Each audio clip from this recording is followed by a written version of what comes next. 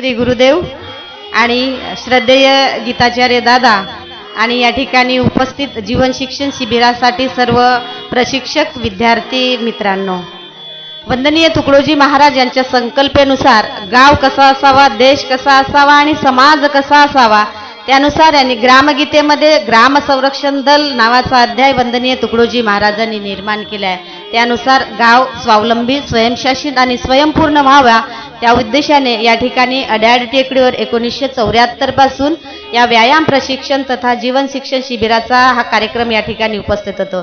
यामध्ये मुलगा निर्व्यसनी निरोगी व्हावा आणि तो सर्व गुण संपन्न व्हावा, तेजस्वी बलवान शीलवान चारित्र्य व्हावा, त्यासाठी या ठिकाणी मुलांना स्वावलंबनतेचे प्रशिक्षण दिले जाते.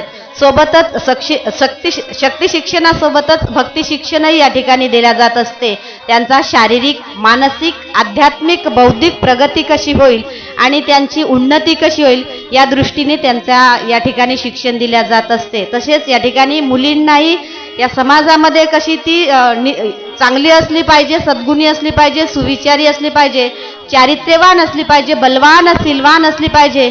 त्यानुसार वंदनीय महाराजांनी एक स्त्रीबद्दल, मुलींबद्दल जी संकल्पना आकारली होती की काही मुली शक्ती शिक्षण घेती, मुलापेक्षाही धीट असती, नाही गुंडाची छाती हात घाली तिच्यावरी, किंवा येथे कासाळसी पडदा परावलंबनाची आपदा, आत्मसामर्थ्याने सदा महिला मर्दिती असुरांना.